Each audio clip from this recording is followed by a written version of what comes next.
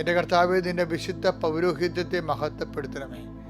എൻ്റെ കർത്താവേ, സഭയിലുള്ള സാന്നിധ്യം പ്രകടമാക്കണം. 38 വർഷം ഞാൻ അർപ്പിച്ച കുർബാനയുടെ യുഗതയാണ്. കൃപാസ്ഥാനത്താറെ ജീവനോടെ പ്രത്യക്ഷപ്പെട്ട പരിശുദ്ധ അമ്മയുടെ മാധ്യസ്ഥത്തിൽ കർത്താവിൻ്റെ കൈകൾ നിൻ്റെ ശിരസിൽ വിശ്രമിക്കട്ടെ എന്ന് പ്രാർത്ഥിക്കുന്നു.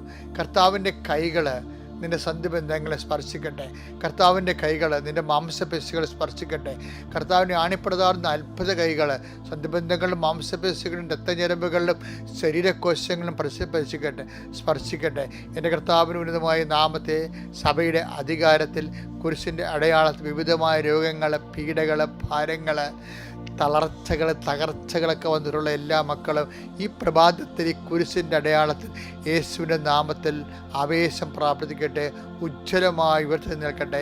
എൻ്റെ കർത്താവിൻ്റെ ഉന്നതമായ നാമത്തിൽ നിന്നെ വലട്ടുന്ന പ്രശ്നങ്ങൾ, നീ സങ്കടത്തോടെയും ഭാരത്തോടെയും ഉത്കണ്ഠയോടെയും ഭയത്തോടെയും നോക്കിക്കാണുന്ന വിഷയങ്ങൾ, വ്യക്തികൾ, സംഭവങ്ങൾ, സംഭവസ്ഥലങ്ങൾ, ഓഫീസുകൾ, പണിയിടങ്ങൾ, തൊഴിലിടങ്ങൾ എല്ലാം ഇപ്പോഴും കർത്താവ് ഏറ്റെടുക്കട്ടെ. എൻ്റെ കർത്താവെ, അതായത് പലതര ഉത്തരവാദിത്തങ്ങൾ ഉച്ച മുതൽ ഇന്ന് 2-3 ദിവസം ഉറങ്ങാതെ ഇരുന്നാൽ ചെയ്യാത്ത ജോലിയുണ്ട് എന്ന് വിചാരിച്ചുകൊണ്ട് ജോലി കണ്ടിട്ട് വിഷമിക്കുന്നവരുണ്ട്.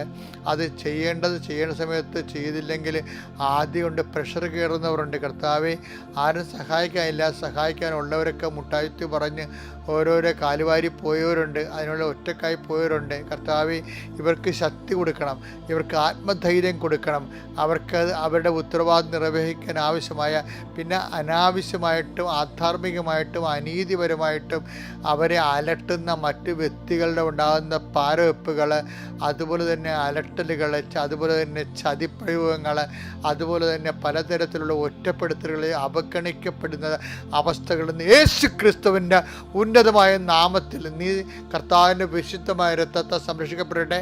കർത്താവിൻ്റെ വിശുദ്ധ ദൂതന്മാർ നിനക്ക് ചുറ്റും കാവൽ നിൽക്കട്ടെ. ഇന്നത്തെ ദിവസം നീ ജയിച്ചു വരാൻ കർത്താവ് നിന്നെ അനുഗ്രഹിക്കുന്നു. Praise the Lord.